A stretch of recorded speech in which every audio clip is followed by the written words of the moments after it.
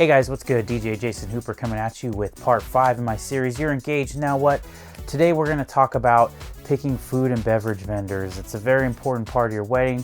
A lot of guests really enjoy food at weddings. They really enjoy the desserts. Of course, they enjoy the drinks. So let's talk about a few considerations you're going to need to make when making those decisions. So the first would be to find the food style that you want and find a vendor that provides that food style. In my market around here, barbecue is really big, so we have a lot of weddings that I've done where barbecue's been featured, or local seafood, for example, has been featured, and it's usually a pretty big hit. There's a lot of other styles though, so pick the one that works best for you, and you want to make that decision based on, you know, what do you enjoy, what food do you enjoy, what food do you think your guests will enjoy. To an extent, it's your wedding, so make sure that it's definitely something that you and your fiance would like to have. Is it going to be a buffet? Are people going to go through in a line and grab plates and grab their own food, which is real common, at least in my market? Or is it plated? Is it going to be served to you by the staff at the venue? Or is it going to be like a potluck where people bring their own dishes and serve them up for everybody to enjoy? That one's pretty rare. I haven't seen it very often, but it's still something that you might want to do.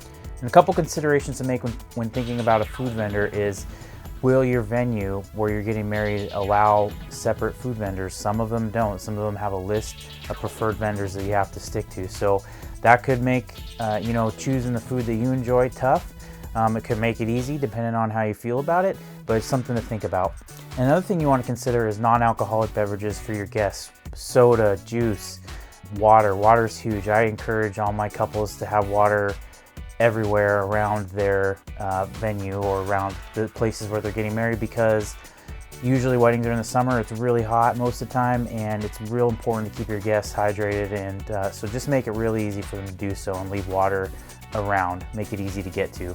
Now find a cake and dessert vendor, and you can do this the same way with a lot of other vendors. Search them on Facebook or social media or the website. See if they have a style of cake that you enjoy, or a style of dessert that you enjoy, or even like a trendy dessert that you enjoy and like to have at your wedding. When I was getting married, cake pops were huge, cupcake pops, so we definitely wanted those. We found someone that made those and had them at our wedding. Another thing to consider when you're choosing a cake vendor, or at least desserts for your wedding, is, are you going to have a large cake for everybody to enjoy, or are you going to have separate desserts like cupcakes or mini pies or cupcake pops or stuff like that for them to enjoy as well? It's real common now to see a small cake that the bride and groom cut, and then the guests are welcome to smaller desserts, since it's sometimes not feasible to make a huge cake. It's not as in style as it used to be. Another thing I want to talk about when choosing food and beverage vendors are liquor, beer, and wine.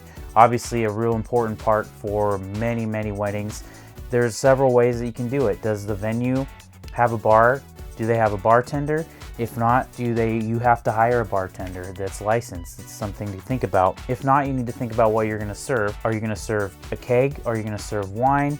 If so, how are you going to go about getting that? Also, you need to make sure you take a look at local regulations for serving liquor, beer, and wine in the area that you're going to be getting married. Here you have to have a liquor license for some types of liquors. Usually getting them is pretty easy, but don't make the mistake of not having one.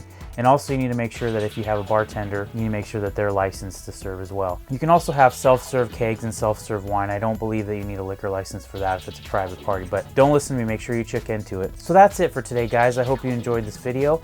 Make sure you check me out on Facebook, Instagram, Snapchat, YouTube, all at DJ Jason Hooper, and I'll see you guys on the next one.